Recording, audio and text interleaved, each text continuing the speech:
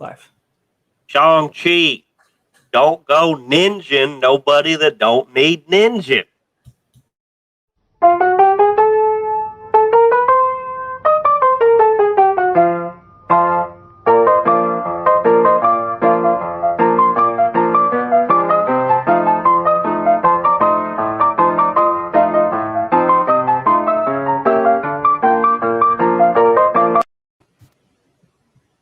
What's going on, all you beautiful people? We are back again with Pretentious Pop Culture for another Pretentious review.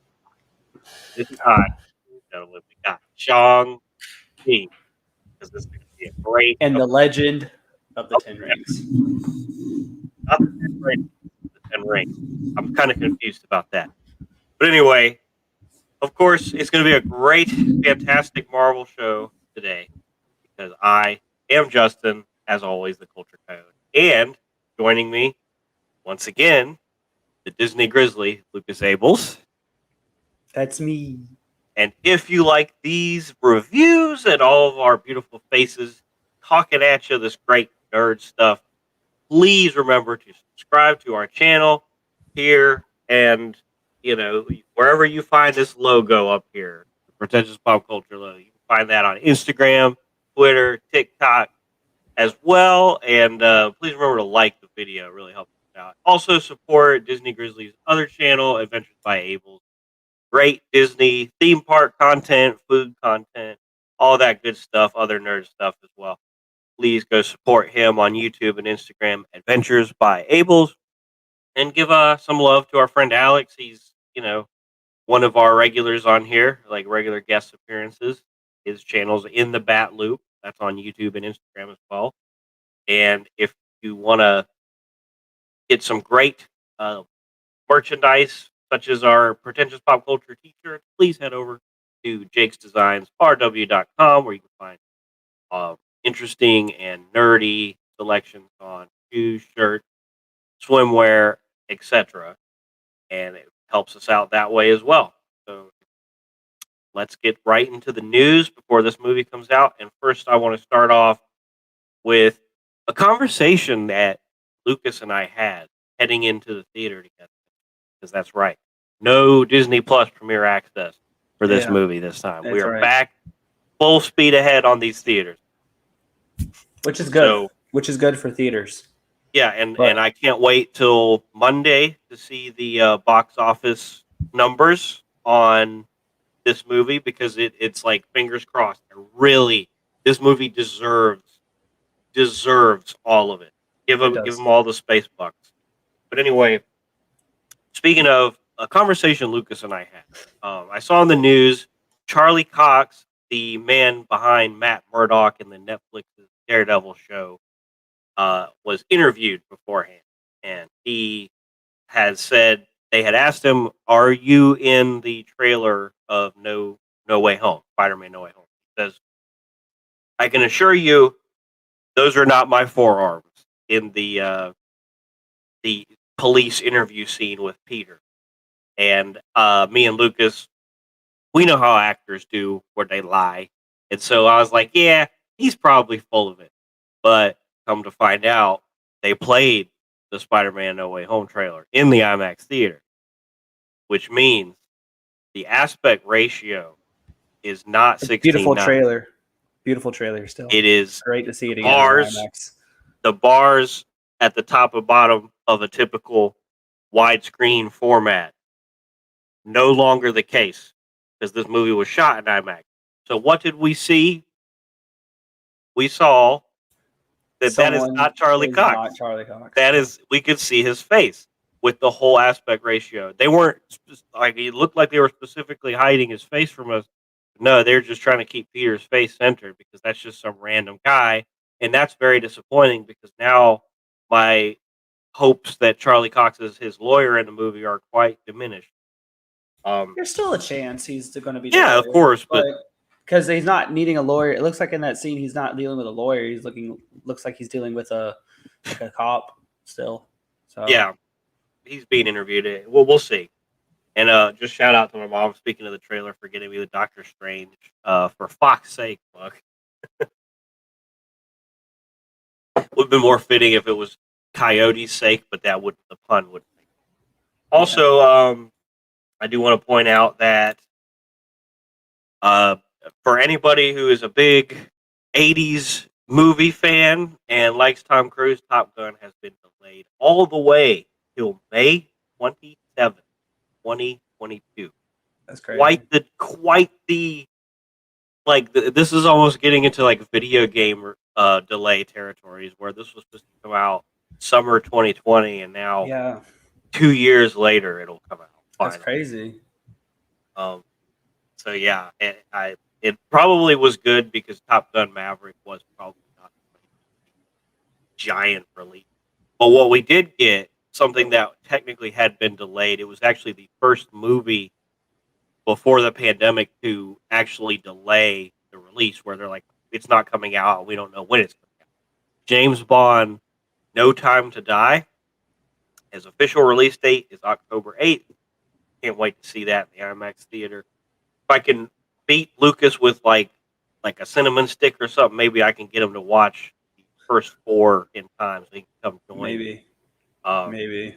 And then, of course, that's it for the good news. The bad news is Ed Asner, who's famous behind Carl in the Pixar movie Up. He passed away at 91 years old earlier. Long life. Yeah. Long life. He will always be remembered as the grumpy old man that made us. You know, he did so many more voices too, right? There were so many voices he did. I know. I mean, you got to imagine though, Up is probably going to be his swan song. I mean, that was definitely a very, very top billing one. But that man was in our childhood, like growing up. Like he was in everything. Do you have any specific highlights you want to point out? Yeah, I was pulling him up right now. Okay. He was an elf for one. Like there were so many things he was in. It's crazy. I know he was one of the gargoyles and gargoyles. I know. Really? Yeah, he was the older one. He was in a Cobra Kai. Oh, I was thinking that just in my head. Because he's Johnny Lawrence's dad. Yeah. I know who he is. I was like, I'm thinking in my head, I wonder if he's Johnny Lawrence's dad. Yeah. It's this man who has been all He's over. a meanie in that show, though. Is he? Yeah. That's definitely something that I need to get on top of because you keep telling me to. But he was in the Boondocks. Like that's something we all grew up with. I mean, anybody's everybody who had Adult Swim growing up. Boondocks was one of their go-to shows. I'm a pimp named Slickback. But like he did a lot of voice acting. And he did a lot of stuff in general. So well, it makes sense. He for a man who reached 91, I can imagine he's leaving quite a bit. Yeah. Of course, one of those, sad to see him go. He'll be remembered for great performance. Typically at Carl and Up. And that movie really makes me cry every freaking time. So anything else we want to talk about? I know Midnight Suns got a gameplay trailer, and it did. I like it. It's not my speed. It's not your speed, but I like it. No. It looks fun to me. I don't like the strategy type games like that. It real time is, especially in 2021. I like combined elements. This is kind of like you have your units on the battlefield and you command them to do a task and they do it. Next turn. The abilities look cool though. Like the scenes they were showing looked really cool. I got a little visitor with me. Hey.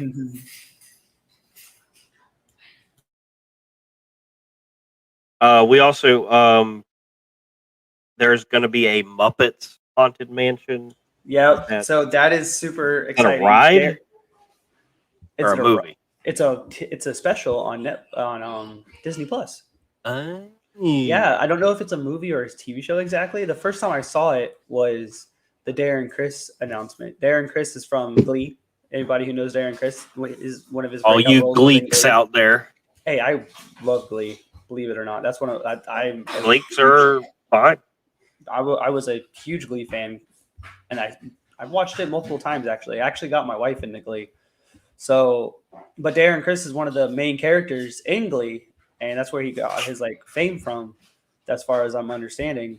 But he's the caretaker, the groundskeeper in the Haunted Mansion Muppets special. I don't know what it's going to be about. I want to say surprise because Haunted Mansion is one of my favorite Disney properties, like rides properties, and I like the lore behind the mansions because each park has a different mansion. So I wonder if they're going to use Oh, the they Gracie did? I Manor. didn't know that. I didn't Yeah. know that. Oh, wow. So Disneyland and Disney World have the Gracie Manor, and then in the Disneyland Paris attraction, they have the Phantom Manor, which is based out off of a Western town instead of like a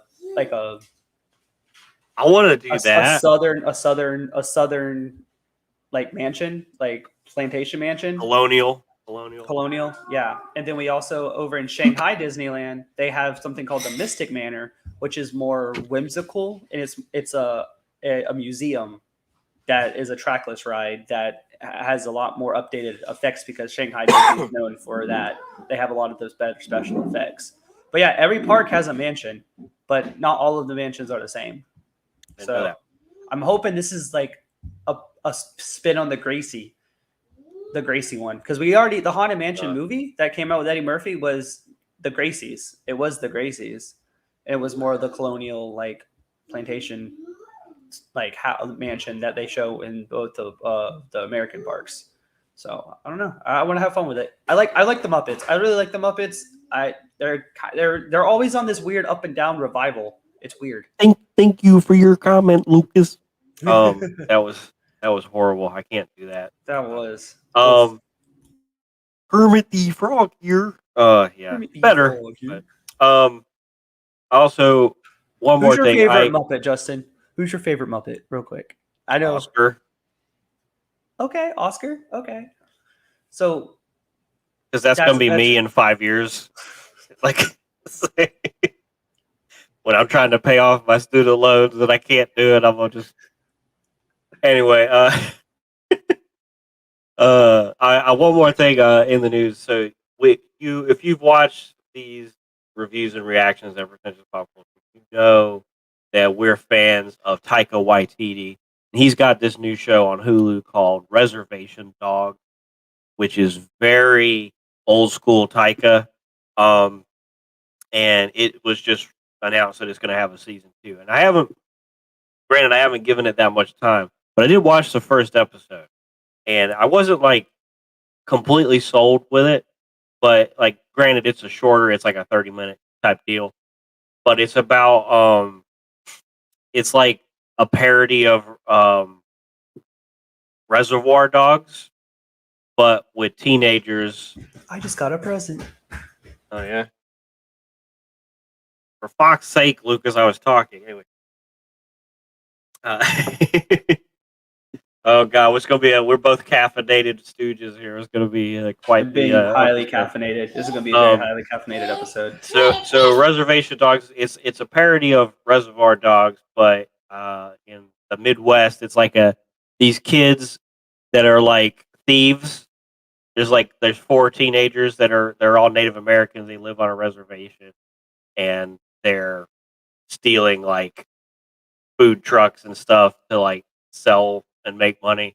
And it's kind of funny. It's very charming. It reminds me of Taika's. I've been seeing one a of his bunch first of movies. trailers for it, or like little teasers. I don't know everything if I you'd see like is like it. everything I see is a Native American on a horse. That's what I keep saying. That's the main like. Yeah, there's image I keep saying.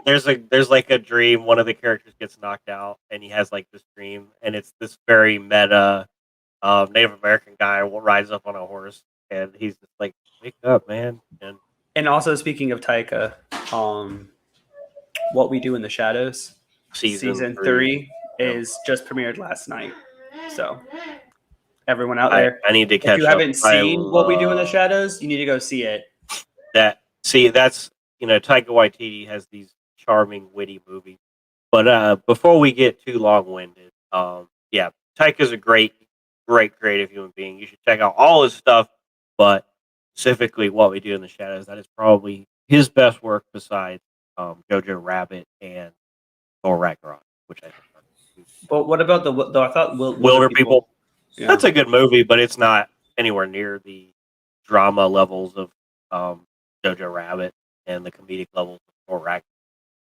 I mean, it's true. I know that Wilder People either earned them awards. I mean, we or could earned list all those movies. nominations. I like Boy better than Wilder. No. Have you seen Wilder People? I've seen scenes from it. I haven't seen It's it. so fun. It is a fun movie. But anyway, moving on. I digress. Let's get into the main course. Shang-Chi. Shang-Chi. Shang-Chi. Shang-Chi. Shang-Chi. Shang-Chi. Sean? Sean? Sean? Chi. Granted, we're not being racist. We're quoting the movie. Sean. Because Sean. before we don't spoil anything yet, let's give our Lucas. What did you think of this movie? Just bare bones, without getting into the story. What did you think? Great. Sorry. Distractions all over. Great. It is a great return to what we know and love about Marvel. It even adds to what we know and love about Marvel because the comedic lines and the timing of the comedic lines didn't feel like they were thrown in just for the sake of being funny. It felt like these characters that's their personality. Like I would see these people, like if you saw them walking down the street, Aquafina's main character is Katie. Her name's Katie, and then Shang-Chi is or Sean, if you want to use either one of those names.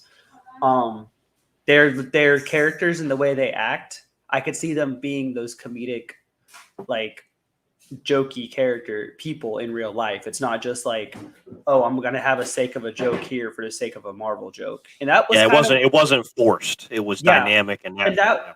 And that was like, if I ever have to say a beef about Marvel movies for me, it's like I don't always want the jokes. I don't always want forced comedic aspects. Granted, I mean it helps the movies. It does, but not everything has to be funny. It doesn't have to be forced, like funny lines, right? And that's movies. The funny lines didn't feel forced. That was more or less what I was trying to wrap into. So I like the way it felt real. Like it felt real at some points where it shouldn't have felt real, which I liked. Like the action scenes, like they're martial arts. First and foremost, Marvel movies have had great action, but this one felt best to me. This has the best action scenes in all of Marvel so far, in my opinion. That's what stood out the most. The character development of these characters, awesome as well. I didn't feel like any character that was shown didn't have some sort of spotlight. All of them progressed great throughout the whole movie. Sympathetic villains get me, and the pitch of it, he's not even a villain in the long run. So I like that he's just. I don't know how to explain it really because like Thanos was a sympathetic villain. Thanos was a sympathetic villain. Thanos was a villain, whereas I can't remember his name. I just know Wen Wu. Exactly. Sorry, I just know the Mandarin. Wen Wu, like he didn't feel like a villain. He just felt like someone who has just lived all these years and doesn't know what to do with his life, essentially. So I liked that aspect of it, and I liked his acting as well. Like there, a lot of the main villains or like antagonists. He's an antagonist. He's not a villain. He's an antagonist. There we go. So a lot of the antagonists. You know my problems with the antagonists from Marvel. A lot of them fall flat. A lot of them are one note. A lot of them are your problems are my problems too. Exactly. And this movie didn't have that problem. I'm a little more lenient though on people like Ultron. But I know you are. Let's not go there. This movie didn't have that problem, and I was floored. I was expecting him to only have a couple lines. I was expecting him not to be like as compelling of a character as he was, and he was very compelling. I wanted to know about him. I wanted to know his backstory. I wanted to know the reason why the way he was. I wanted to know more about him than I wanted to know about Shang-Chi. And Shang-Chi is the title character. Granted, Shang-Chi is a good character, but I wanted to know more about his father. So great. Like I said, action was great. Characters were great. The only thing I can nitpick on is some of the CG used. Definitely could tell there was where the wire usage was in some scenes. Could definitely tell where excessive amounts of green screens are used. There's a couple scenes that looked really cheesy, but there were such cool things going on in the cheesy like computer graphics that I was like, I know what's happening, and I don't care because of how cool it looks. It was there was one point where it looked like a Jackie Chan movie. I don't know if I am out of place for saying that, but there's a couple instances where this director, they made it feel like a martial arts movie that martial arts movies like aficionados would love. So it did great. It did great. I love it. I wasn't expecting to love it. Another thing that helped was I don't know nothing about Shang-Chi and the world that they were showing us. So I didn't have anything to mutter like filter into me like from other sources. This is just a Same. complete new experience for me. It's like how when I watched Black Panther. I didn't know much about Black Panther. I just knew there was Wakanda. I knew it was hidden from the world, and I knew vibranium was involved. That was before everything going into And we thought the Soul Stone was going to be in it somewhere, but it wasn't. Well, no. I'm just saying like the character himself. I know. I'm just Yeah. making a joke. No. But like we'll take Spider-Man, take Iron Man, take Captain America, take Thor. I knew a lot more about these characters, so watching the movies that they were telling, I was expecting stuff, and when those expectations weren't met, there were certain aspects of me watching these movies that I was like, okay, maybe they're not as great as everyone thinks they are. Granted, we're wrong. Marvel movies are great. Not all of them are great. Some of them are little turds. But this movie, there's no turds. Some are good. At least Dark World is good. It's not a great movie, but it's not. Can you do that again? One more time. That's the Grizzly. He needs the Grizzly. The Grizzly needs his honey. Turd. Anyways, the fact I didn't know anything about this character didn't muddle my expectations, and I went in with no expectations, and I loved it. Yeah, you can relax a little bit because there's no picture in your head that you're trying to match up with what's on screen, and that's not matching up. Exactly. That inevitable disappointment that Lucas gets a lot. I remember like back in the day, I had a conversation with Lucas about that where I was just like, this is the best possible scenario we're gonna get as far as like at least we get to see some form of these characters on the screen. They might not be exactly what we want, but we could just have nothing. Like if it wasn't for the first Iron Man, we wouldn't have all this stuff, and we would have nothing to complain about, so to speak. But costumes. You got any more to rant? Sorry, costume choices were awesome. About this. Yeah. Costume choices were awesome. Everyone's seen him in the trailer already wearing his superhero suit, his superhero outfit. We'll talk about what it's made of later. To borrow a term from Lucas, it's clean. It is clean. That man was clean. So what I liked, it's a little spoiler, guys, so just fast forward later. But he wears his superhero outfit with a pair of Jordans. Yeah, that's not a spoiler. And street pants. Like, so I like that aspect about him. So they're from California. So it felt San Francisco. He felt like he was, well, he's not from California, but they live in California. He moved there when he was 15. That's a spoiler. But yeah, it felt very good. Like there was not a point in the movie where I was upset. There was not a point in the movie where I felt bored. There was not a point in the movie where I was not excited for what was coming next. So that's all I got. That was a lot. No, that's good. It means you like the movie. But so I'm probably going to retread a lot of what Lucas said. He brought up Black Panther. This movie is the most similar to Black Panther we've gotten, but in the sense that it's in Wakanda. The story of the first Black Panthers is broad scale ensemble cast, tons of people, tons of different tribes, tons of lore, tons of backstory, all this other stuff.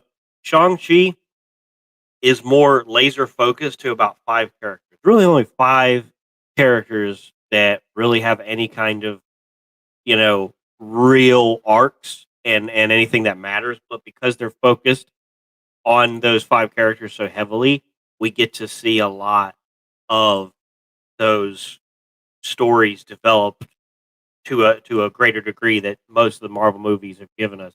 Um, and I think when we talk about sympathetic villain, yes, I think Wenwu was a villain. He's not the typical superhero villain, but he is a guy who is in charge of. He is a immortal guy. This is from not a spoiler because it's stuff that was known before the movie, but the 10 rings have allowed him to live for thousands of years and have this shadowy organization that infiltrates all these different places, and he abuses his Essentially, power. But he's he has but when we find him at the beginning of Shang-Chi, to kind of again mild spoiler it, but not something I didn't know before going into it. He's a lot more sympathetic. He is starting to redo the way he's done things, and then you know ultimately he starts to backpedal it back into his shadowy ways. And yes, I think he is a villain. I think he is even a madman, incapable of compassion or any of that towards the end of the movie without having visible consequences shown to him. So yes, I think he is a villain, but he is a sympathetic villain, and he is in probably the top 3 villains of the whole Marvel franchise, which is crazy achievement to yes, do top with, 3. which is a crazy achievement to do um, when we already have at least 23, 24 movies with villains up to this. So yeah, he's in the top 3 villains, I would say, because he's a very, very, very, very developed character where he has a full on arc in this, and you get to see relationships develop with many of the other characters with him, and his motivations are clear, concise, understandable, and relatable. And his actor portrays him in such a way that you actually almost root for him, and you want him to succeed, but not in the way that he wants. Yeah. But It's like how we rooted for Thanos. I would say we didn't really want Thanos to win, but we did. We were like, man, I hope he redeems himself with his daughters, but he didn't. But ultimately, Win was one of those villains that like Killmonger or Thanos, where you're just they could be a good guy, they could be, but if something went wrong and now All they're it bad takes guys, is one bad day. well, it takes more than that unless you're to make you evil and thought out, fleshed out villain, but to make you go insane. Yeah. Going back to like the regular Would you movie. say the top 3 then would be Thanos, Killmonger, and Winwu? Yeah, Yeah. and Okay. I thought so too. Vulture would probably be number 4. Yeah, he would be, wouldn't he? He really would be. Those podcasts, not a podcast where you rank the villains. It's too late for that. We should have started earlier. But No. so let's dive into let me continue on my so villain essay aside. Yes, I think he's a villain. One of the greatest parts of this movie, but not the only great part, because like Lucas said, very Jackie Chan inspired acrobatic martial arts. So a lot of using the environment, a lot of not parkour, but the kind of wire work that Jackie Chan was known for with his practical effects. And I'm not doing a read. So, but we got the so the combat very very unique. So it's kung fu, right? But they Well, use one of the things, martial arts, right? not Well, just kung fu. kung fu, martial arts, same thing, really. I mean, the it's not just the choreography. Um, there are a lot less times than previous Marvel movies, but there are times where they're doing the close up claustrophobic camera where the action's going on and it's hard to see what's going on because it's so fast, quick, and choppy. But that is not used here as much as it's used in like the Captain America movies, because I think Simu Liu is very, he knows what he's doing. He looks like he's probably done martial arts in the past, and he's been doing it.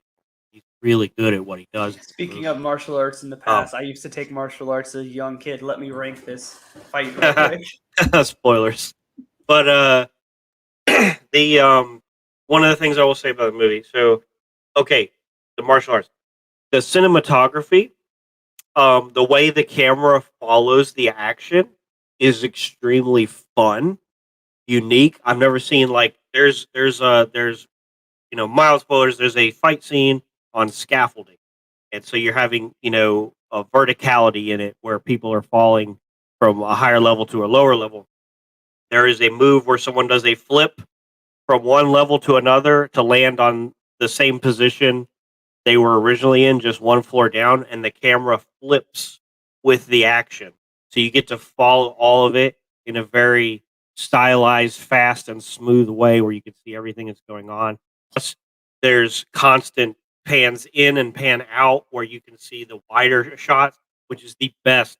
The best. It's what Matrix really did well, where you could see the full fighting dojo or arena, and then you would see the close-ups on each individual actors doing their moves. All the camera angles they used were amazing. Yes. So the cinematography of this, some of the best cinematography we've seen in a Marvel movie. And it's just ridiculous that, see, Lucas and I had this little argument where, is this an origin story? Is this not an origin story? I think for what we classify as a superhero origin story in the Marvel MCU, we're talking about the premiere of a character. For the premiere movie of Shang-Chi, way better than it has any right to be. Way better than it has any right. Every origin movie or first movie for all characters we've had so far, like it's like there hasn't been like the best. I think Guardians is probably like a really good example. Is a team movie. It's hard to compare a team movie to like an individual movie. But yeah, it's the only thing we have. And then like, would you call Homecoming like an origin movie? Okay, so I say that one's also in here. Shang-Chi also in Black there. Panther, Shang-Chi, Captain Marvel, Doctor Strange, Ant-Man, Captain Marvel, Iron Man. Marvel. Okay, we don't need. Let's not argue about the origin versus. This is the premiere movie of this character. First movie. Like all these movies where it's the first time we're seeing them as an individual solo film. And but only one or two of those are actually like good movies. Homecoming, Black Panther, Ant-Man. Those are good movies. I like Ant-Man and the Wasp. I like Ant-Man and the Wasp more than I like Ant-Man. Disagree. Let's not. I digress. Let me finish my critique. So, and then we'll get into the spoiler aspect. Before you watch this movie, you might want to go watch Iron Man 3. I'm not going to say why. If you haven't seen Iron Man 3 in a long time, I really recommend checking that out. And if you, because, and one of the biggest reasons is because there's a lot of Mandarin heavy, centered stuff going on with that movie that it would help going into this to kind of have that refresh. Yeah, because no. I'm not spoiling. I'm not spoiling the movie yet. No, because one of the things that we discussed coming out of the movie theater was I looked at you and I said, I like that this movie doesn't. You could watch this movie and didn't know it was within an MCU universe. They just gave us little things to let us know that it's a bigger picture. Whereas they talked about the Iron Man 3 aspect. I mean, Wong and Abominations in the trailer, so not a spoiler. So they threw that in there. They gave us a little bit more. Of course, they give us a little bit more about it. But that's not, there's not too much more. It's a very self-contained movie, and that's what surprised me. Yeah, it's one of those. So it is self-contained, but again, in the sense that it's not really setting anything up, but it does feel like it's a sequel somewhat to Iron Man 3 because of the Mandarin centered stuff. So I would say it's self-contained in the way it doesn't set up the future, but it does reference the past quite a bit. But and again, I had a great time with this movie. Like the whole time, I'm sitting there, either my jaw or my stomach is clenched, or I'm laughing my ass off because this You were is one of the laughing way too funniest. much. This is one of the funniest movies, and it's one of those like where I'll often laugh egregiously at a movie because I appreciate the craftsmanship behind it, and so like if there's a really good martial arts scene that I wasn't expecting or like a huge surprise, I might laugh just because it's a surprise that I'm like really feeling that this movie is actually doing something different. Um, but and the dynamic between I think Aquafina and or Katie and Shang-Chi, one of the best duos. I think it is like I can't like Ned and Peter is a duo. We got in Spider-Man. We got Black Widow and Yelena is kind of a duo that wasn't really developed too much. We got, I mean, the Guardians all together is like a duo. But like as far as like sidekicks, Bucky and Sam, like this is, I don't know if it's the best, but this is really one of the best duos. And they keep it. There's no forced romance here. It's kind of platonic, and I don't know if they're ever going to not be platonic. I don't know if they're going to have a romantic fling going on, but they very well could. And I loved their characters so much. But you talked about how it's one of the funniest ones, right? I think it pays that this one actually had a credited comedian, like actress, helping with the comedic timing of the movie. Because like Guardians, the comedic aspect of it was really great because of course you had Chris Pratt, who was a comedic actor first before he was a yeah, serious actor or tried serious acting chops. yeah, I mean that's what helped propel right. those comedic timings. Whereas It's hard to also like. I'm thinking back, trying to remember some of the jokes, but this there was just so much going on, and so much awe and surprise and joke after joke after joke that I remember a couple, but there's a lot that I just don't remember because it was just as soon as they hit, move on to the next thing, move on to the next thing. But speaking to that, two things I have to say. There's a couple pacing issues. I think this movie, what the only thing that brings it down even a little bit is the first 40 minutes feels like I feel like this movie has a prologue, act one, act two, act three. I think the prologue is really cool. It's the most serious part of the movie. It really sets everything up. There's nothing funny.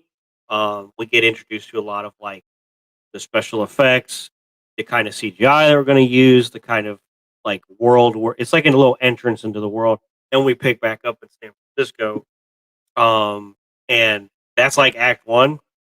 Act one is like 30 minutes of this high, fast paced action and comedy and character growth. And it's all this one thing after the next, after the next, after the next. And then there is a cutoff point where the next 30 to 40 minutes is exposition. Good exposition, but a lot of it is characters in a room talking. And it's the only thing that I think that would bring this movie down to less than a 10 out of 10 perfect score for me because it it's not that it's bad. It could have been a little bit better if they were to use, a little bit more of a montage style like Christopher Nolan does when he's, uh, serving exposition where we get characters in one place to another place where they're kind of showing the world and building everything up. But this was a lot of like great acting, great writing, but characters in a room talking. it's this movie feels like I might be wrong by saying this, but it feels like someone did a line of coke and then it came down. And they came So down. like so the prologue is like them. Perfect way to say it. So the prologue part where you're talking about is where they're doing the line, and then the first act is them on the drugs, and then the end of act two, act three, or like a little bit more middle act two is them coming down on the drugs, and then all of a sudden they just decide to hammer again for the final like 20 minutes of the movie.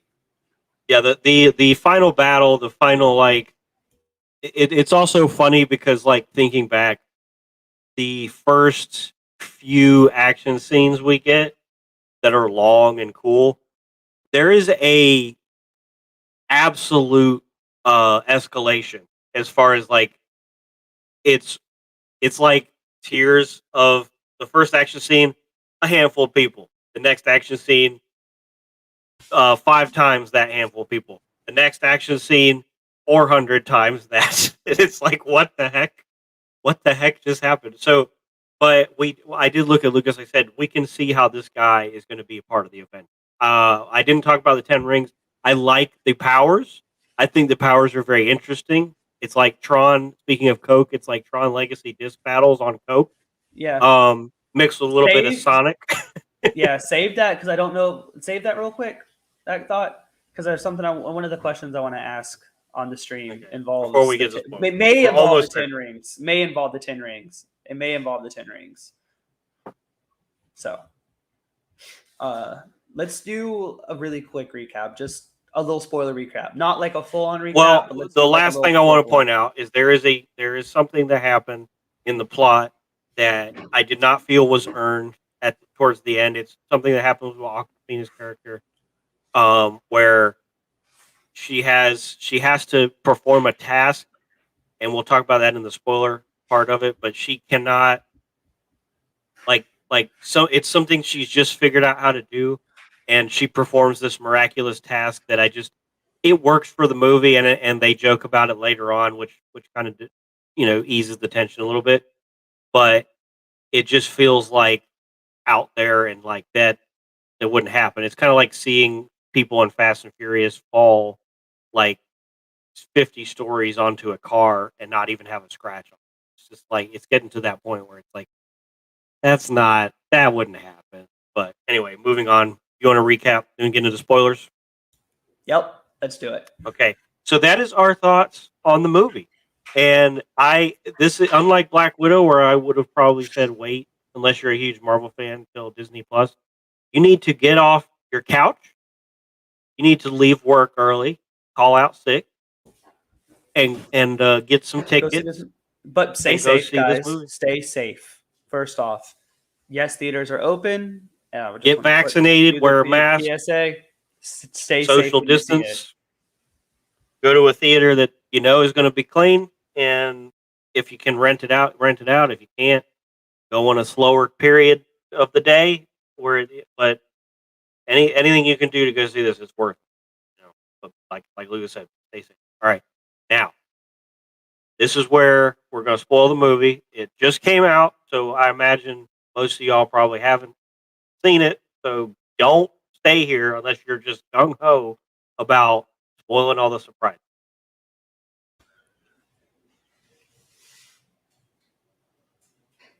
Beep. Okay, spoiler time. Let's go. What the heck was that? I was like, is he referencing the movie somehow? No. All right. So, Pokemon, the movie. oh my God, yes.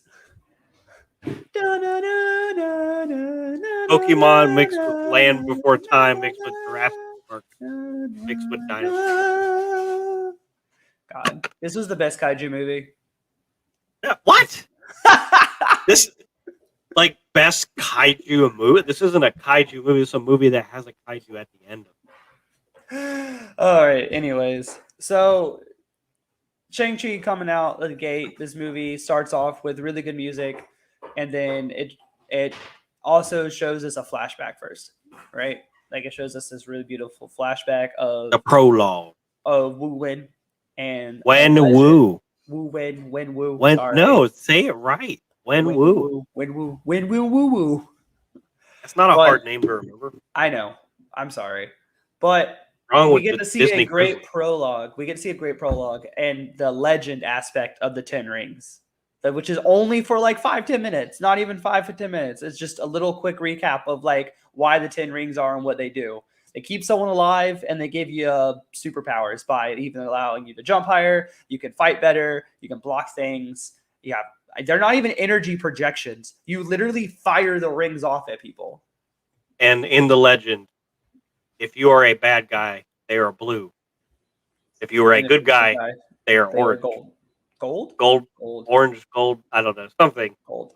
It looked Anyways, orange to me. they show a really cool scene where they show Shang-Chi's dad, Wenwu. He decimates a whole army basically, and then they just kind of like back down because that's how strong he is. Come to find out, this guy lives for 1,000 years, like Justin stated earlier. He's basically Eastern Hydra, essentially what the Ten Rings is, because he names his organization the Ten Rings as well. So he's essentially the Hydra of Asia, basically. But he also implants everyone in the world, just like Hydra does. He caused assassinations throughout history, shaped the course of history. No one really knows about him. He's more of an enigma. Like a montage of like all the different wars he was a part of. Like one of them, it looked like the French Revolution he was a part of, or something earlier than that, which is crazy. But yeah, I might be wrong. He's cemented in history as this like mysterious, enigmatic character that no one really knows about. He's gone by different names. He's gone by Mandarin. He's gone by the Dealer of Death, the Immortal, like all these different names throughout history. No one knows who he is. So then fast forward a couple years and to the 90s, right? Isn't that when he enters the forest? It was 96. He enters a forest to Tao Long, and he's trying to find some power within this forest. We don't really know what he's after. We just know he's after something. Meets a guardian of the forest. They then fight, essentially. And this man's never lost a fight in his life, supposedly. And then he loses the fight to this woman. It was like a romantic kung fu dance. Exactly. So this is the first actual. We got an action scene starting, but this was the first fight scene. Like that shows you like this is a martial arts movie. First and foremost, this is a martial arts movie that is a Marvel movie, and it was beautiful the way they did it. Very great exchanges between the two characters when it came. Very good exchanges between the two characters when it comes to actual fighting. So the fact that we got to see that. What is it? Tao what? Tao Lo, I think it was. Tao Lo. Okay, I feel really bad for saying long now. I don't know. I was looking it up because that's one of those things I did not remember. Because there's so much in this movie that Yeah, there is. It's a bunch of names. There's a bunch of names in this movie that blend together to me. So, anyways, the Guardians they're going he's fighting the Guardian of the Forest, and then she beats him, and then basically boots him away. Like she disappears. Come to find out, Guardian lady falls in love with Wenwu. And this is what we talked about when he was bad, and then he's starting to fall in love. So the woman, don't do this in real life, ladies. If you meet a supervillain, don't try and change them. To fall in love. Like the bad boys always going to get you hurt, which she does. She gets killed by people as a consequence of his past dealings. People who have beef with him. So anyway, that's later on, but. We get the the woman, his mom, kind of explaining him the legend of the Ten.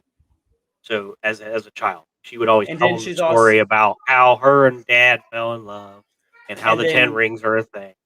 Then she got kicked out of her community because they don't want him involved in their community because he's bad. He's a bad guy. They don't want anything with the bad guy. Okay? They're saying basically zebras can't change their stripes. So she leaves because she's madly in love with him. She leaves. And they raise two children. We have Shang-Chi and we have, I found her name, Justin. It's Xialing. So we have these two children now, and she loses her powers when she leaves Tao Lo. So she doesn't have the magic that she had before because when she fought, she was basically an airbender from Avatar, which was cool. It was sick. I loved watching. I mean, so much of just the kung fu aspect of this, just like exactly, it's crazy. But essentially, she leaves. Blah blah blah yada. Same on and so forth. I fall in love. I lose my powers. I'm now a normal person. So that's essentially like the start of the movie, and it's like a good start of a movie. It's not like my name is Shang-Chi, and this is how I got my powers. You know what I'm saying? Like it's not one of those kind of starts to a movie. I did like the Baskin Robbins start. But it's a good start to like. It's a good show of what we're going to have from this movie because it showcases the Ten Rings powers, which is one of the plots points of the movie is the Ten Rings, like one of the power plot points, which showcases really good choreographed martial arts scenes, which is what a lot of there's like 5 of those scenes in the movie, and then it shows the acting of what you can expect from the main characters, except for Shang-Chi and Katie. That's it. Oh, 'Cause they also come a you might little want to later. watch. You might want to watch The Incredible Hulk. Well, That's is true. Yeah. is that All like right. so we get Let's like have you take it from there, Justin. street fighting. So of course I love how we're introduced to Shang-Chi. He's just an everyman in San Francisco with an every woman, and he grew up with this Katie girl, and they have one of the best friendships. They're kind of underachievers. They're very complacent and comfortable with their life. They're not unhappy. They're just like having a great time, living life to the fullest. They don't really need to go anywhere from here, but they do, um, because there is a greater world out there, and they, Shang-Chi's past comes to bite him in the ass, which he's been denying and running from this whole time. He moved to California when he was 15 to escape his father's purpose. His father's training him his whole life to be an assassin. So right now, Shang-Chi, right at the beginning, he's going by the name Sean, which they joke about how horrible it is if he's trying to hide to use the name Sean instead of Shang-Chi because it's too similar. Um, he's he knows how to fight. That's it. He's just a really, really good, Really good. well Really trained good. martial artist. There's nothing special about him other than that. That is it. And him and Katie kind of, they get attacked on a bus. Really great scene from the trailers. Um, Very fun. One of the best jokes Lucas was brought up earlier, where it's a guy on the bus is just live streaming the fight, and he's like, "I'm going to rate this fight because I've no karate. I've done karate classes," which One makes thing him I go want viral. to one thing I want to note about this fight scene, because this is like the first, besides the one with the mother and the father in the beginning of the movie, this is the first big fight scene. So it's the most one that was showcased in the trailers quite a bit. So of course we've got it. I love that there's so much more to this fight scene than just the trailers, because a lot of times the trailers show you a whole scene. No, there's like another like 10 minutes of this fight scene. There's so much going on. Um, and at this point, we do get a guy with a razor razor fist. Is that his name? Razor. Razor fist. So he's got a blade hand. The last time I saw blade hands, it was Ryan Reynolds, and I wanted Like to shoot energy myself. saber. Um, but it was a cool fight. So we're not really getting weapons. Like we get him with the one weapon, but it's just not bare knuckles fighting at this point.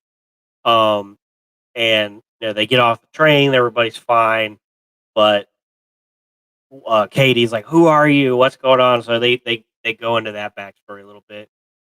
But again, they're attacked again when they're trying to track down. Oh, we didn't talk about the jewel. So the mom gave them these jewels, Jewel pendants, his yeah. pendant, and they stole his pendant. So he's like, "Oh, I got to go back. I got to go find my sister because she's got the other pendant."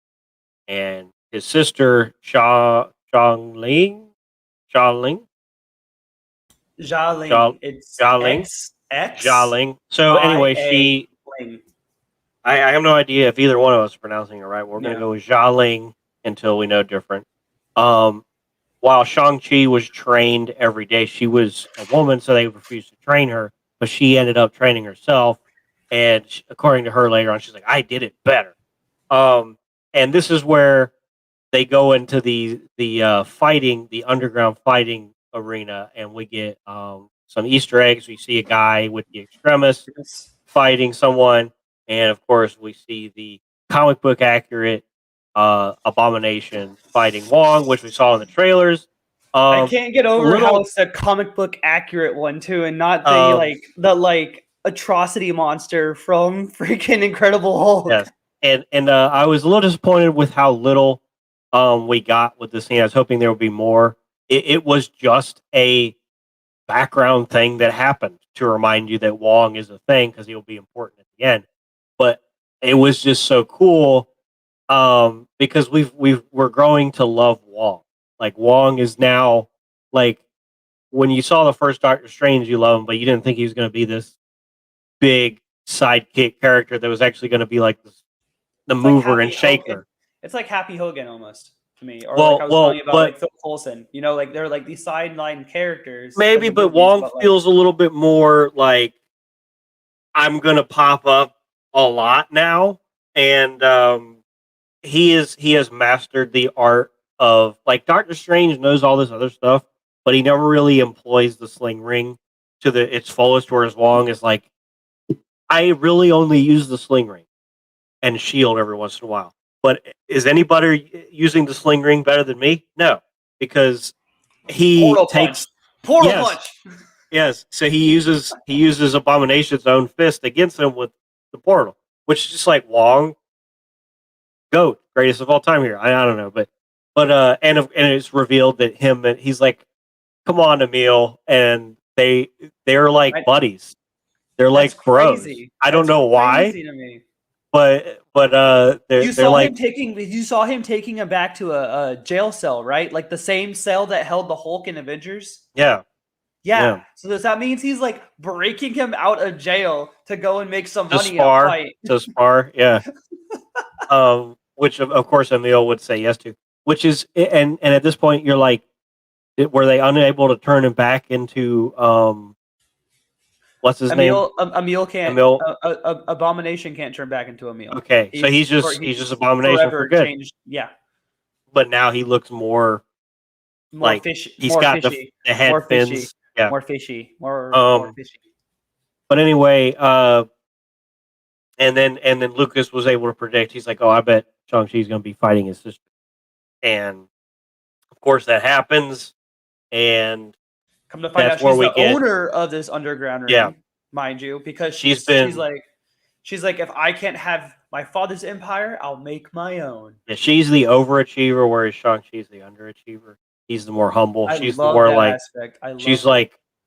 like the world is owed to me because I was tortured or whatever or ignored. Nobody ever noticed me because her father basically ignored her after her mom died with her kid.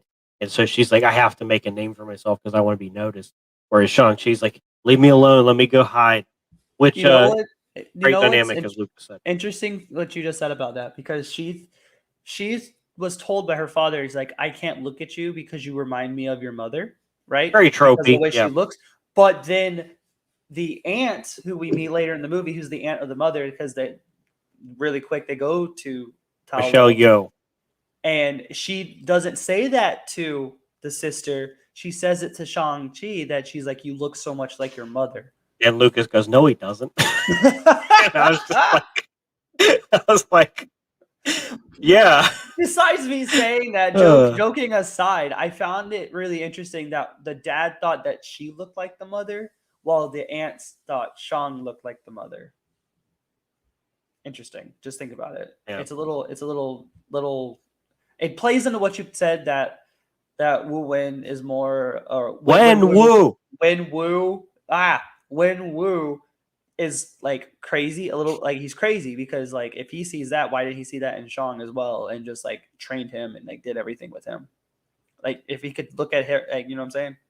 I also want to shout out. We didn't really talk about the wardrobe that Aquafina's Katie has. She's just constantly wearing a fanny pack. Fly.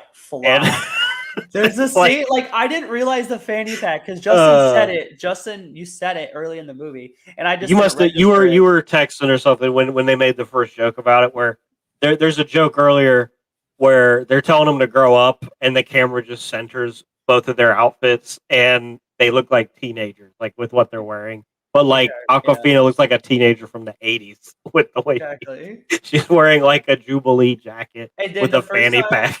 The first time I realized it, she's like stuffing like wads of money, because like we said, he winds up fighting the sister, and he loses because he won't fight her. I mean, if he fought her, he'd win, of course. But she has this wad of money. She's cramming it into her fanny pack, and I'm just like, where? She has a fanny pack, Justin. She's like, he sat it on the whole time. Yeah. So, and I was just like, stop texting, bro. You're missing it. But anyway, we get that reunion, and then the Ten Rings people attack them.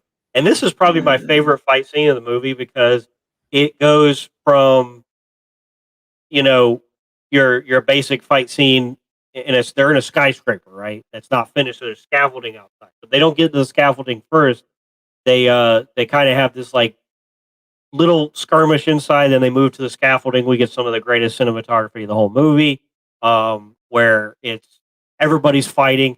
Aquafina's kind of damsel in distress, where she's hanging by the scaffolding as falling apart and being attacked as well. A lot of comedic beats here, a lot of really high octane, fast paced action. You're on the edge of your seat the entire time. My stomach was clenched the entire time watching this. They get off the scaffolding and there's a chase scene. It's a very short chase scene, but it's just like this is what we're talking about, where someone's If you ever snorting a seen line of John coke. Wick 3, if you ever seen John Wick 3, this scene reminds me of John Wick 3. Yeah. And it's just this fast. And doesn't it end with them on the street as well, where there's motorcycles and such, or is that later? That's later, isn't it? I don't know. I remember motorcycles at some point when you said John Wick. But Yeah, anyway, because he like takes out the motorcycle from the side of the car. yeah. With their, because these guys they have hook swords, but they're not blades. They're hooked. They're swinging from the scaffolding. They're metal, but they're not like full on blades because Yeah. they have energy at the end of them, like shock energy at the end of them. And it was awesome. And this is where at the end of this fight scene, the movie just slows down to a snail's pace for the next 30, 40 minutes, where it just becomes the father shows up and Wenwu and gets both the kids, gets both the jewels, and he's like, "Hey, I'm just trying to get your mom back. I'm not trying to like stop mess y'all's lives up. I just miss your mom. I've been hearing voices, and your mom says, 'Come get me. I'm in Talo,' and they use the jewels to put them in the eyes of a dragon, which opens up a map through a maze. And because Shang-Chi doesn't believe the dad, they're like, he's like, I'm gonna put you in jail because y'all are just being difficult children, right? I'm trying to get y'all mom. Y'all are gonna be difficult. I'm gonna put y'all in a jail cell. What's up, Jose? Hey, Jose. Just a reminder, you're in the spoiler part, so watch if you want to watch the non-spoiler part. Watch the beginning of this later on to rewatch. The replay. Yeah. So anyway, they're in jail, and the biggest surprise of this movie is you hear this like they're just talking, and you hear this like these like moans and screeches of a dude who sounds like a monkey or something, and I'm just like, what is going on? This is going to be something great, and they slowly go to a different cell, and it's Ben Kingsley from Iron Man 3 playing Trevor Slattery, the actor who was the false Mandarin, just being the token white guy in this whole movie, and just chewing up screen time, and every line he says funny, every joke hits, and there's this like little Pokemon looking creature that looks like a somehow Digimon, not a Pokemon. You know what Digimon look like? They don't look the same. No, they Pokemon. Don't. They look like Pokemon. Digimon have guns and belts and pants and swords and this, that, and the other. I can't. Okay. Thank you. Okay. The Digimon looking thing. Well, I will concede because it does look very similar to Patamon specifically. It does. Which Patamon at least has a face. This does not have a face. A little eerie. And it kind of reminds me, like, I love when the Marvel artists get their hands on, the special effects, because like I remember Loki episode 4, where you have those birds with the sphere heads that kind of float above their head. I mean, it's all these very unique creative designs where, yes, whenever they're in like a green screen studio and the camera's moving around pretty quick. You can see the flaws in the CGI of like the bamboo and forest, but when you see these creatures, they actually look really top tier CGI. They do. And I guess when you have a lower budget movie, this is not an Endgame or Infinity War budgeted movie. It's a lower budget than that. A little bit riskier. I do think I think it's a testament to the artists that they are able to make such great characters, like CGI characters like this and creatures. And they use the you know little Patamon looking Digimon Pokemon creature to guide them through the forest, so they get to Ta Lo, Which is was a where really like anxiety high scene for me. Like yeah, that when you were talking about like your heart clenching up or your yeah. lungs closing up. Like that was me. I was like, they It gonna chase reminded out this me. star. It reminded me of Goblet of Fire, where Oh they're wow. in the third movie where the maze, because it's like a maze. It's like a little Yeah, it's an labyrinth. ever moving maze, Yeah, which and is the cool. forest is like in Goblet of Fire. The hedges close up behind them. Or this one, it's following them, but it's bamboo and other trees that are closing up. And this is hilarious too, because Trevor is just sitting there in the front seat because I'll get caustic. I'm gonna get sick if I don't sit up front, holding Patamon, and I'm just gonna call it Patamon. I forget he had an actual name, but I forget the name. Maurice. Maurice, was that his name? Okay, Maurice. Oh, that's better than Patamon. I'm gonna call him Maurice. So they get to Talo, but before they do, they kind of land in this pond, and there's a waterfall, and they're like, "Well, what do we do now?" And he's like, "Well, I think if you go through the waterfall, you'll be there. You'll be there." And it's just joke after joke. They go in there.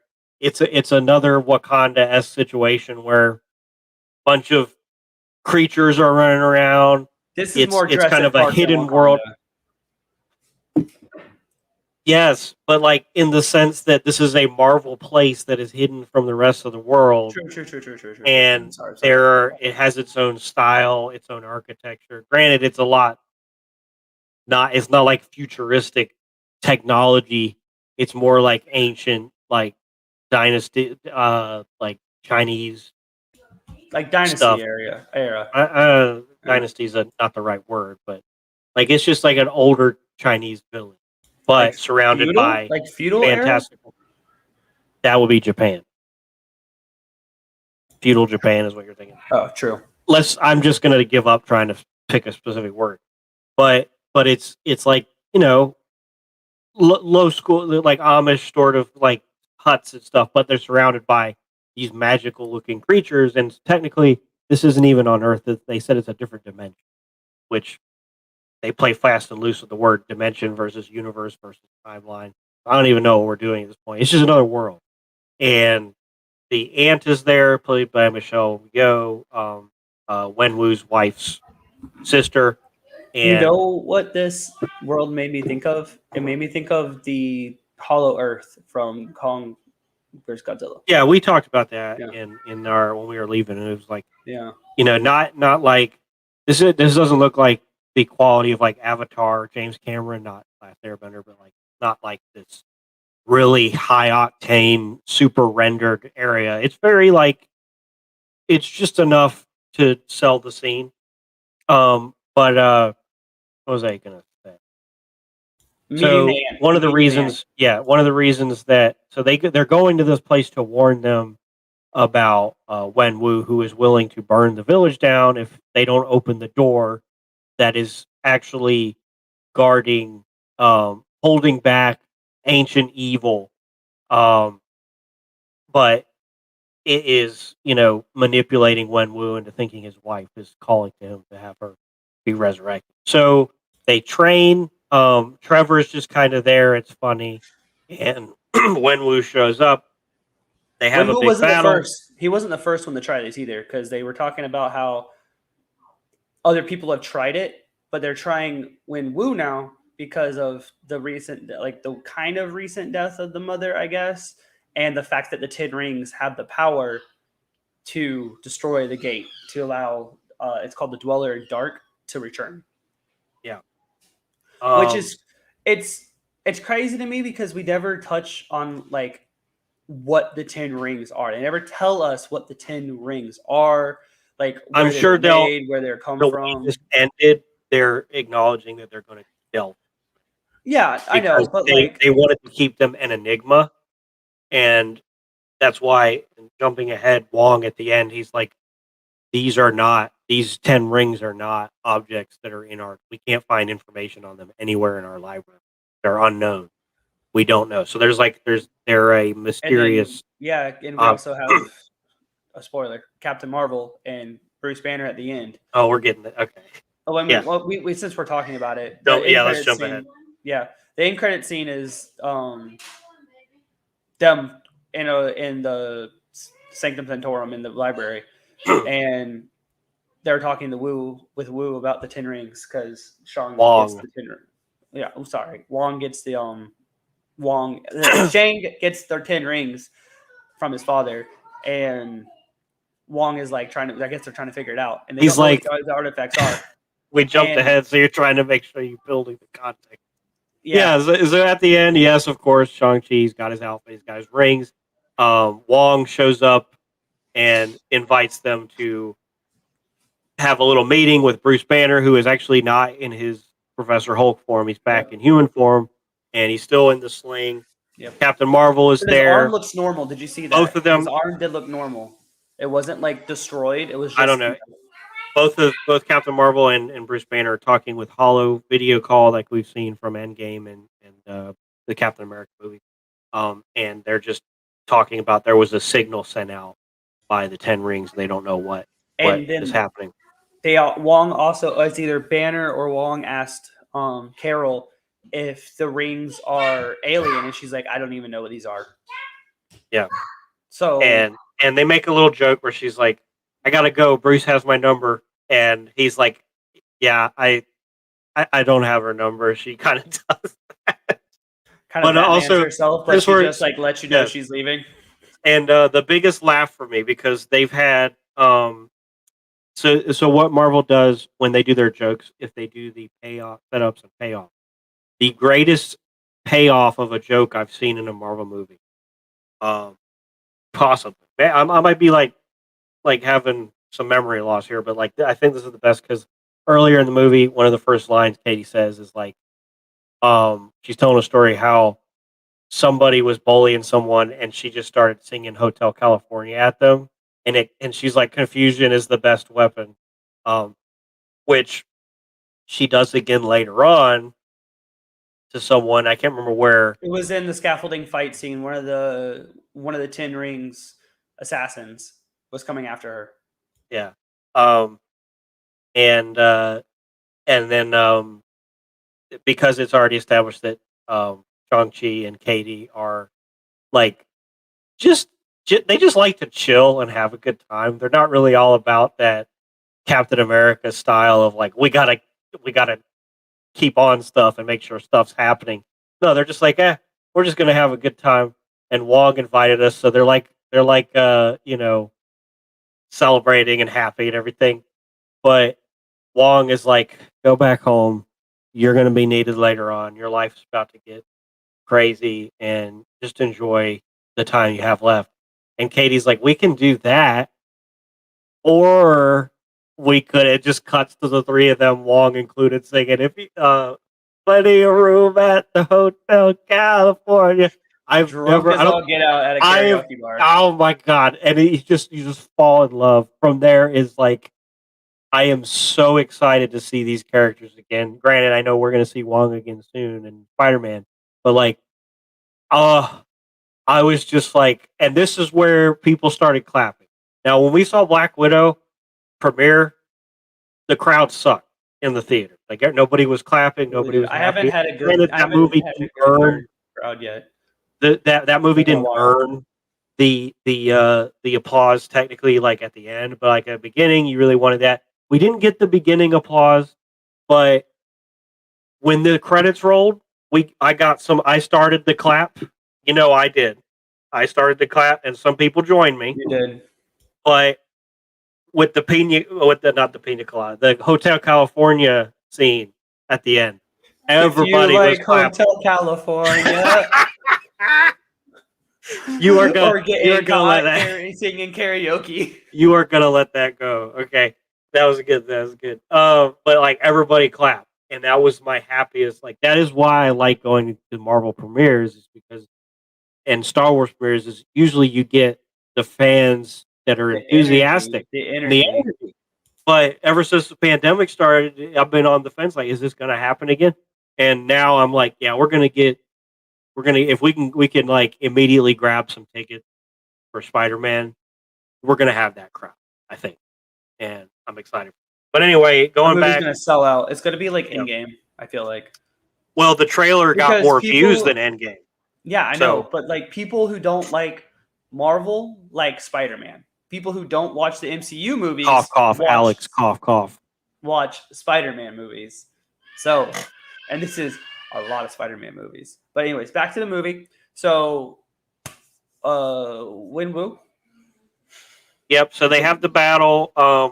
Wenwu is, there was like a little training where Katie learned how to use a bow, and this is what I was talking about, where she's like, "Hey, I could get a bullseye and a target after the first 30 times I've tried this." And then the next day happens, they have the battle. Wenwu, the Ten Rings and the Talo villagers are fighting.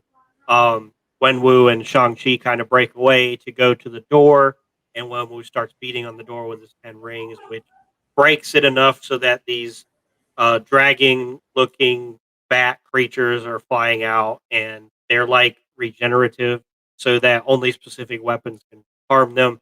And so because Wenwu created that problem, there's now like all these flying creatures fighting the villagers. So the Ten Rings and the villagers team up. We didn't really talk about the weapon usage, where Shang-Chi's sister uses the rope dart, and it is the coolest. Oh, it's like Scorpion, but like with a bigger budget and less scenes. But like, I love that weapon. That is my favorite weapon. Besides like a lance, like spear, where people are actually fighting properly with a spear. I love watching the rope dart, and we don't get too much of it, but we get enough of it. It's awesome.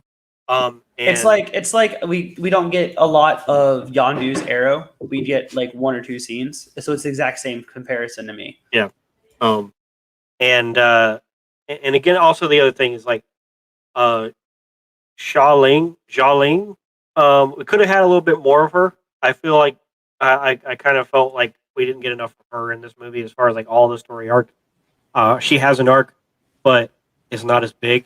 I mean, Um, like I said, I wanted they made it more about when Wu. They made more. yeah, The movie felt more like it should have been titled Shang-Chi and Wen Wu Legend of the Ten Rings, because that's how much we got of that character. yeah, I was fine with. I mean, moving on. Shang-Chi gets yeeted into the water, the lake, That which man gets Dragon Ball punched into that water. yes, which is really cool. And he kind of floats there for a little bit until presumably Fin Fang Foom, who they don't name, is That's just not a Fing Fang dragon. Foom. No. The Great Protector is not No. Fing Fang Foom is a villain. He is a okay. villain. So that is Okay, not Fing Fang Foom. I don't know anything. I just know the name. But anyway, so there's a good guy dragon, not Shenron because they didn't make a wish, but In the trailer, they make you think it's just like a vision, like a something Shang sees in the water. And then I'm like, okay, cool. So this is, and they show it. And all of a sudden, no, this is a real dragon. This is a yeah, and real dragon. this is where we go from like kung fu movie to like Lucas said a kaiju movie where two kaijus. There's a bad kaiju and a good kaiju. One of them comes out the door and it's the dragon squid looking tentacle creature with wings and Looks like something claws. from the Aliens movie, even though Yeah, Justin didn't think so. I don't. I mean, I don't. I'd have to look at it again with that in mind. H.R. Geiger But is the one who designed was the yeah, inspiration for the I designs think for the yeah, aliens. So like it you looks could. something he would create. He would Yeah, have created. yeah, I could. I mean, if you want, I'll continue the point. But we get some really awesome aerial fight scenes. Also, we really didn't talk about how awesome the Ten Rings were and how they're fighting. They can be used as whips. They can be used as ropes. Shang-Chi and his sister. I don't remember how she gets the rope dart that turns into like the 10 rings energy with them, because she has like the energy rope dart at that point, if you remember. Yeah, it turns orange and it's like It's red. It's a dragon scale. oh She yeah, gets a yeah. dragon scale rope Oh, dart. their armor's Yeah. made of dragon scales too. It's really cool. Yeah. I don't know how it compares to vibranium. I can't imagine it's as powerful as They didn't vibranium. show us the power, like what benefits the dragon scale has They besides just being kind able of to wear it. kill these monsters. Yeah, it's just like it's That's like when you're playing an RPG and you Yeah. need a specific type of damage to damage. Anyway, Yeah. so yeah, we get like the final confrontation where Wenwu and Shang-Chi have Shang-Chi is able to remove the rings from Wenwu, and this is the first time we see them used in a specific way where they're actually floating around Shang-Chi, which they would never do for Wenwu, and so he's fighting differently with them, and ultimately takes them all, and his father is killed by his own consequences from his decision making, where um, he kind of has a redemption arc where Shang-Chi convinces him that mom is actually dead. She's not calling to you. You've been manipulated, and he feels bad about it. But not for long before he gets killed by the H.R. Geiger looking kaiju. And this is, we get this aerial Shadow of the Colossus like battle, which is really cool. And really, if you can see it in IMAX, go see it in IMAX.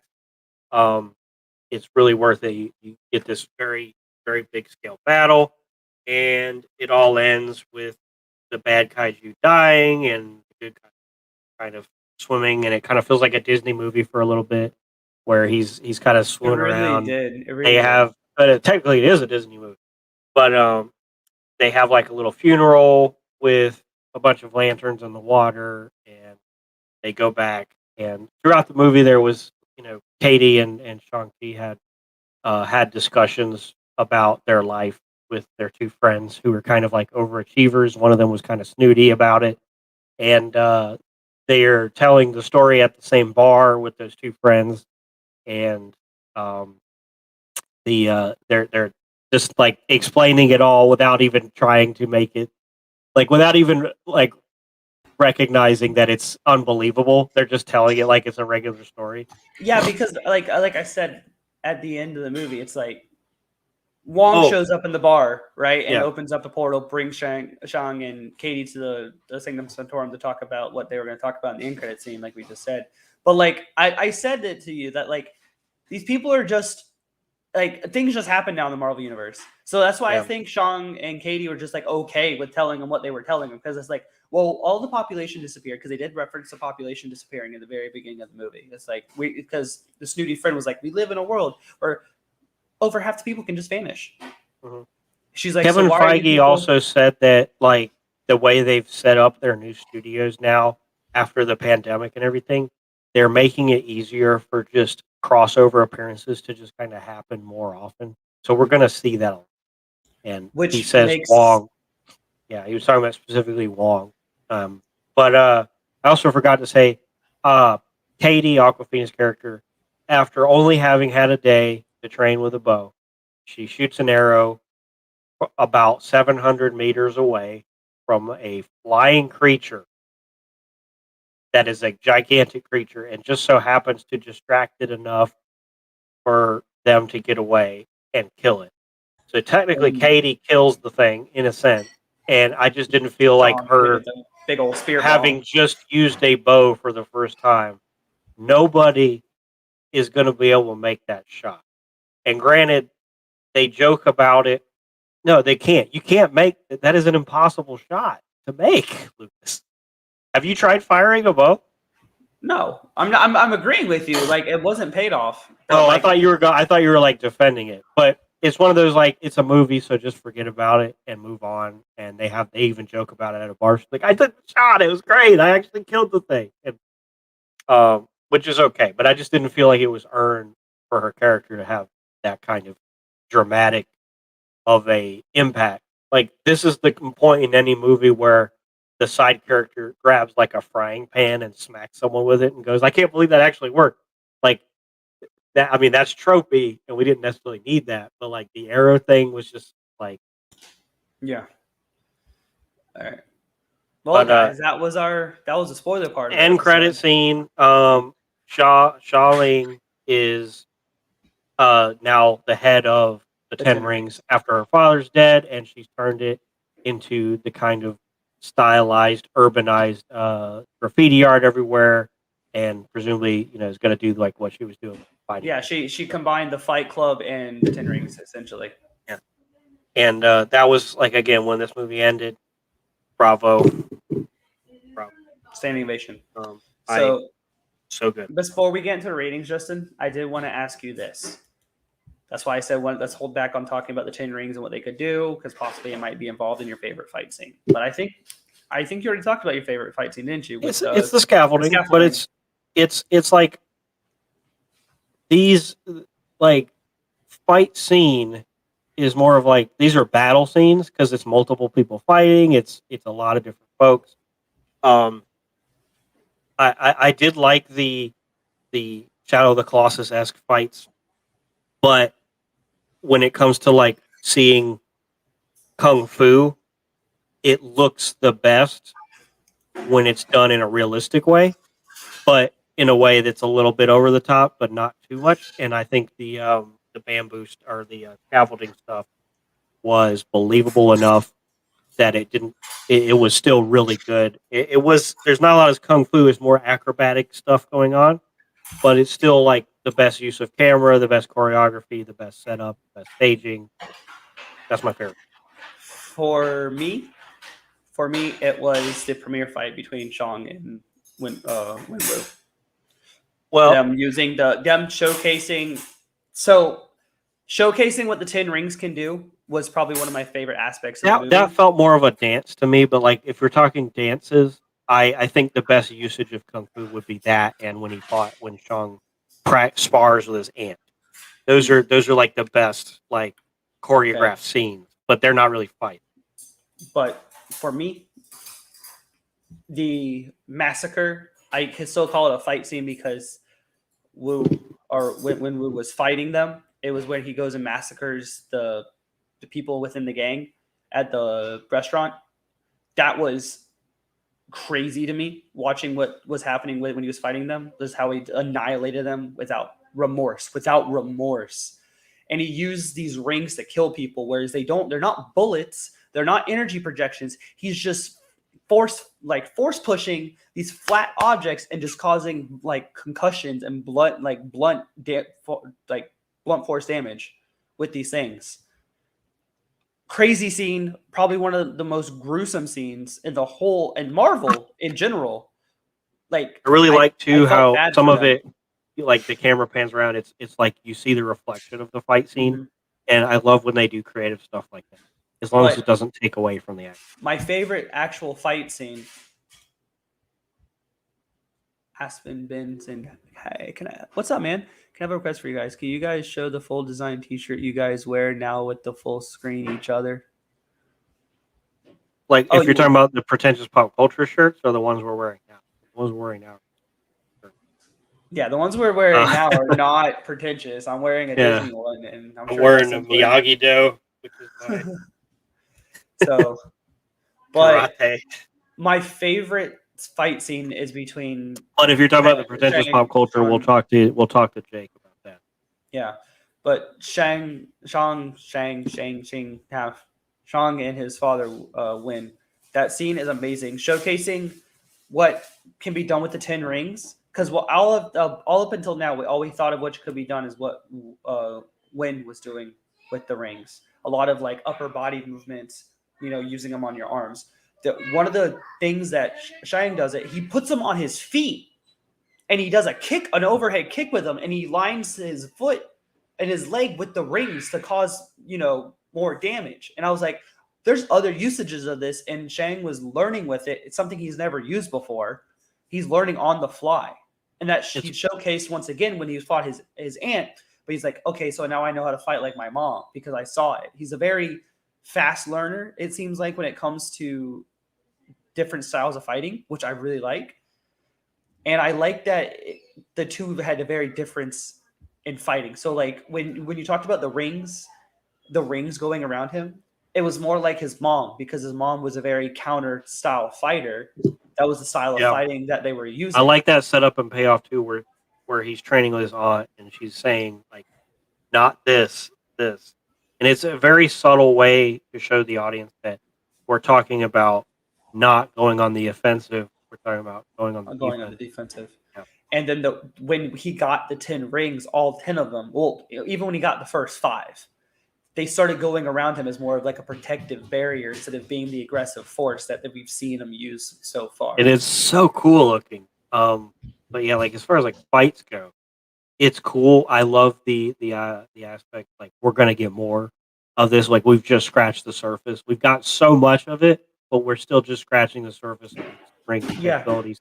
Shang-Chi's new powers he's gonna have, what he's gonna be able to do with them, and it's just really cool.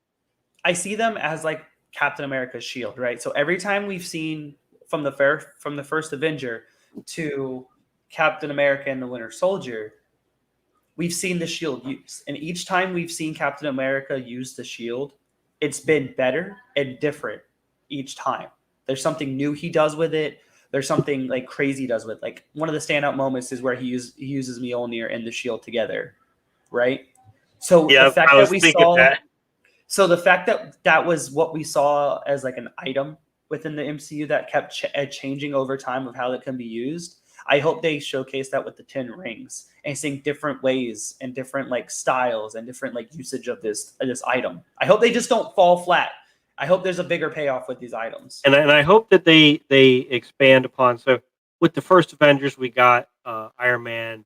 We learned that if you smash the hammer onto the shield, it creates shockwave, which we saw paid off.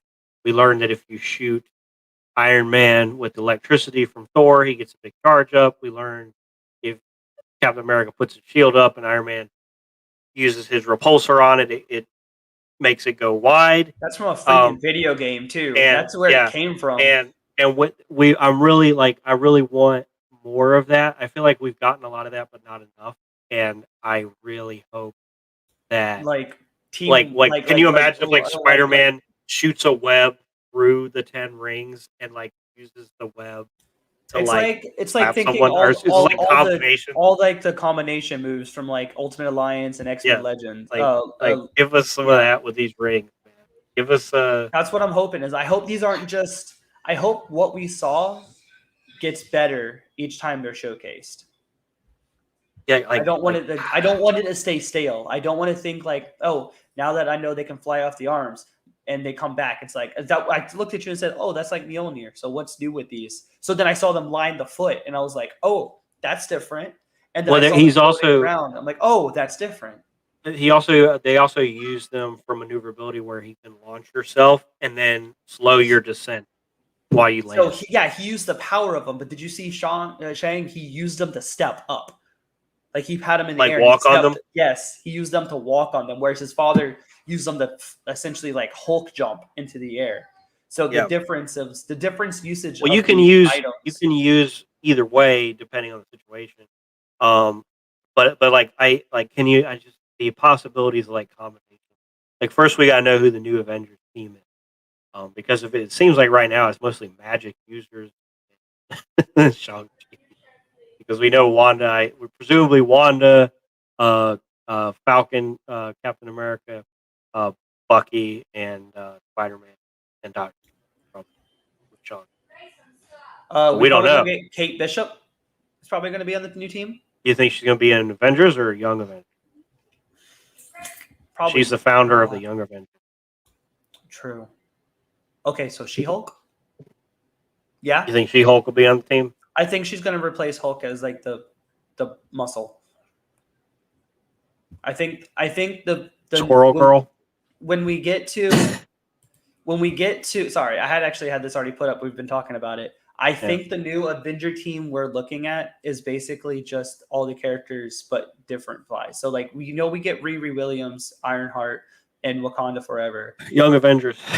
You think she's going to be in Young Avengers? So do you think the Iron Man character is going to be replaced by War Machine? Like, do you think that's Don Cheadle's role? So we're not going to get a Tony Stark replacement? Like I don't the think Don Iron. Cheadle's going to be part of the new team. Okay. Because I'm trying to think of how you replace everybody. And Jane Foster's Thor. I don't know, man. I don't know because like we have Fantastic Four coming out. We got to replace Black Panther with another person. Doctor Strange, is he going to be on the team again? Is Wanda going to be on the team again? Doctor Strange was never on the Avengers team. I know, but it's MCU, so he's going to be on a team where he's going to be part. Midnight Suns. I don't know. I don't know anything. Midnight Suns. I'm just saying this is the MCU. Presumably, I know. Doctor Strange is going to be on the Avengers team because he's, he's like the grandfathered in figure that, like right now, Doctor Strange is kind of the guy to know stuff. He's the like we all made jokes about Because he's Loki the and last one WandaVision, living a lot. He's where the last one living right now that knows everything, essentially. well, it's just like we're making the jokes like, oh, Doctor Strange's got to fix the multiverse. No, he plays a part in breaking it too, according to the trailer. But before that, we're looking at him as the superhero authority. When it comes to like who do you turn to when stuff happens? Who's your first source? Like if you can't get a hold of him, When oh, there's Captain Marvel. trouble, you Captain know Marvel's who going to to be on the Avengers. call. Captain Marvel Doctor is probably going to be. Strange. Yeah, Captain From Marvel. his Sanctum Sanctorum, we can see it all. Doctor Strange. Captain Marvel is probably going to be on the team as well. I would imagine she's going to replace like.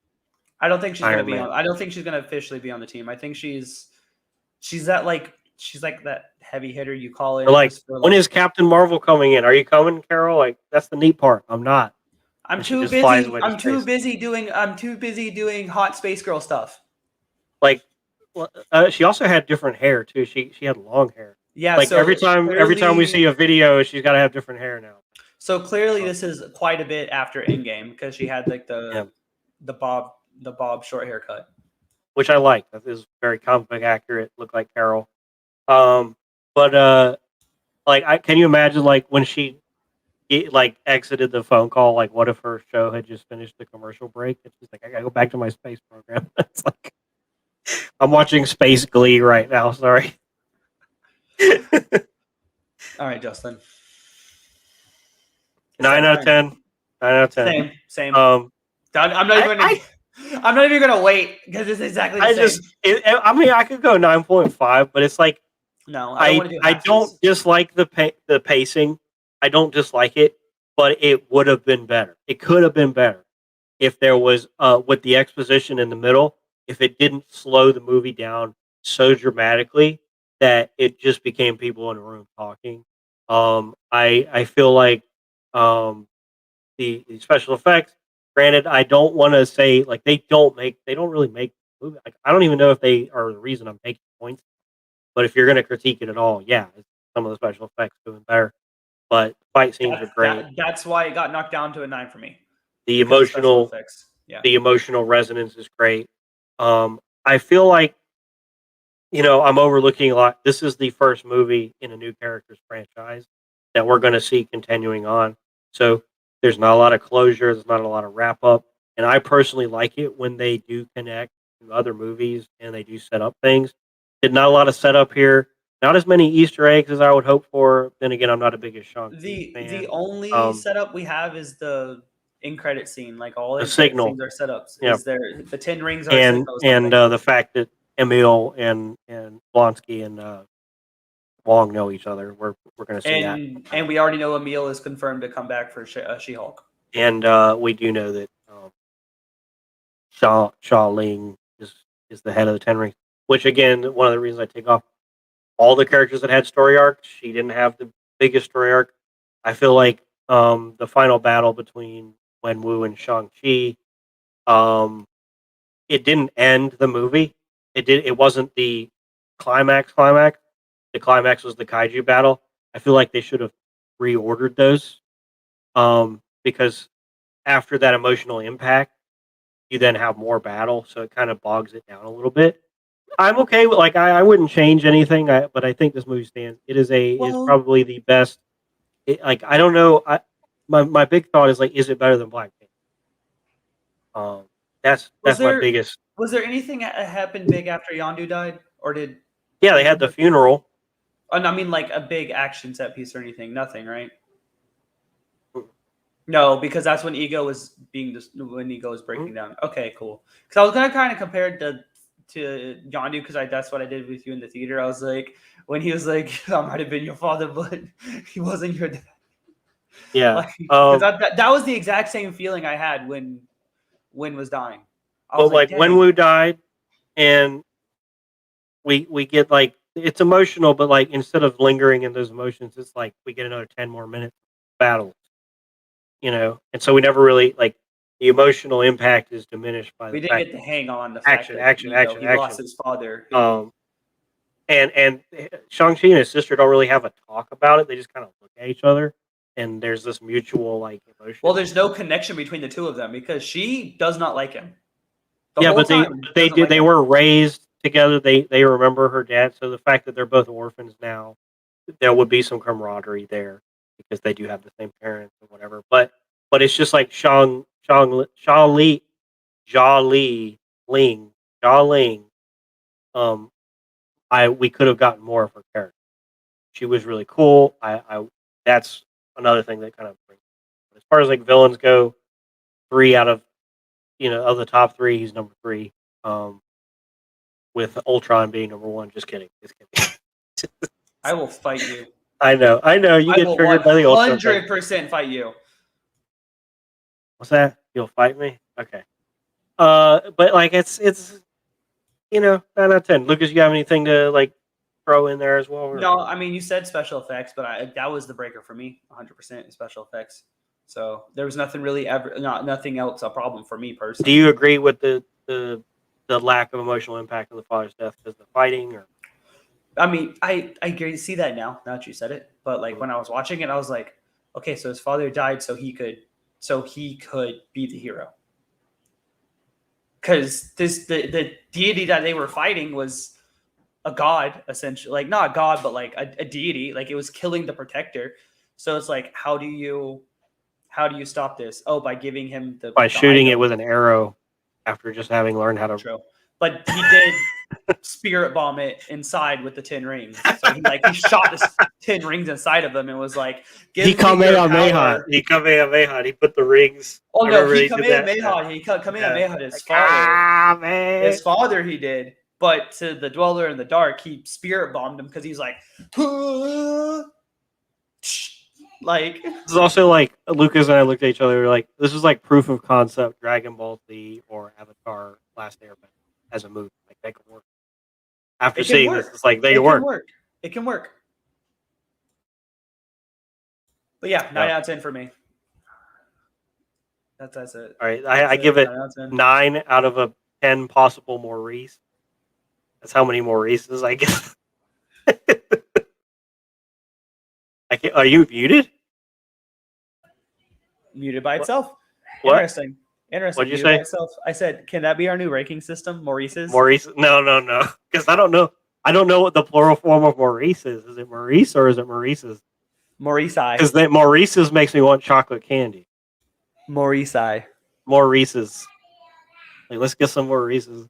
And we might get sued by Reese's. Maurice's.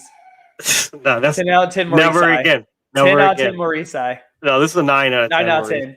9 out of 10 Maurice-I. More rice. 9 out of 10 Patamons. So yeah, please remember to like the video if you actually stayed and got this whole movie ruined for you. There's no way you've seen it yet because there's no way you're as big of a Marvel fan as we are. But anyway, a little pretentious there. Yeah, that's it's kind of our thing, right? But that's the name of the game. That's kind of a thing. Well, I didn't know you could do a Marlon Brando Godfather. That was a Marlon Brando God. Can you say you come to me on this the day of my daughter's wedding? To me on this the day of my daughter's wedding.